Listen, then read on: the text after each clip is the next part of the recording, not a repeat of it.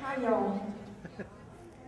Well, I'm going to take us back to the summer of love, which is in Madison, Wisconsin, in late summer 1967. And there's no AC. It's not ubiquitous like it is today all across our good old USA. There's completely desiccated days of listless ennui, and the nights of mosquito-punctuated free love.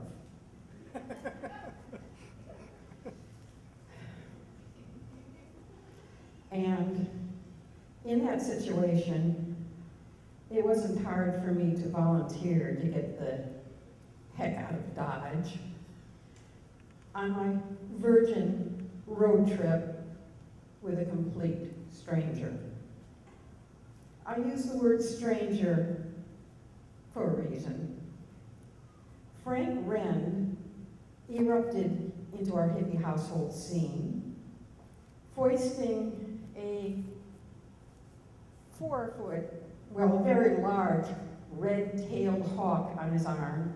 He was recently returned from about 28 months living with coyotes.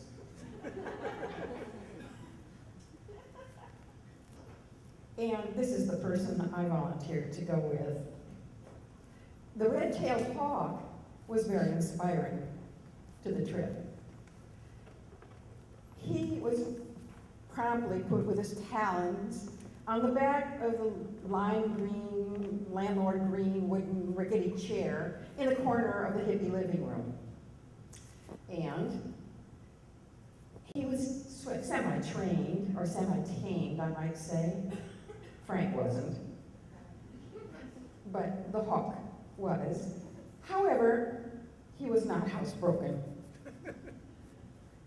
Every 12 minutes, like clockwork, his red tail would kind of come up to about 50 degrees, shake and chitty violently, and then blam!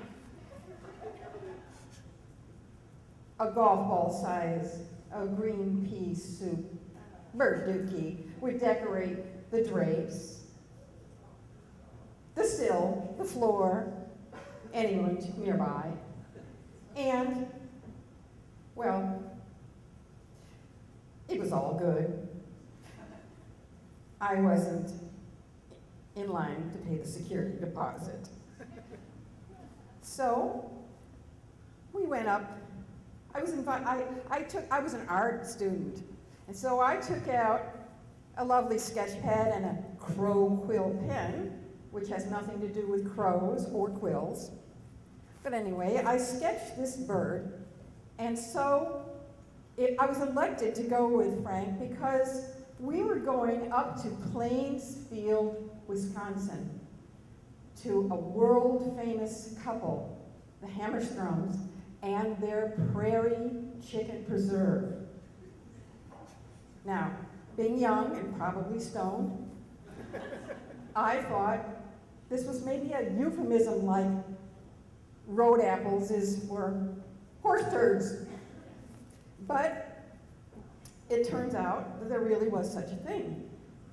So, got in the car with Frank, the stranger, and we proceeded to go, 2-3 hours, I don't know, it was never ending, and he drove in dead silence. He was used to coyotes. I was a person. So, it got creepier and creepier in those central Wisconsin woods as we drove and drove and drove and drove and drove. The lake faded and faded and faded and faded. So when I heard the crunch, crunch, crunch of the car wheels stop and saw that tangerine glow of the Hammerstroms homestead, and it stopped, and I got out of the car, I was thrilled to the bone. There are people here. Got out of the car and looked at a sea, a world of fireflies and stars so intermingled that you could not even see where they began and the earth began and heaven ended, where there was horizon. There's no such thing. Well, I have only 1 minute. You're going to miss the epiphany, the bathroom break between the two golden eagles that were on 5-foot pedestals, and I had got my period, oh darn, and I had to go between them, and I got between them, and I got to the outhouse, and they had their heads turned to the side, and then one eye popped open about the size of a baseball.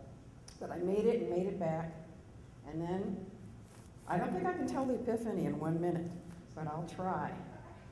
I was very pleased with myself then, so I went the next day to watch falconry. They flew a pigeon out of one end of a long meadow.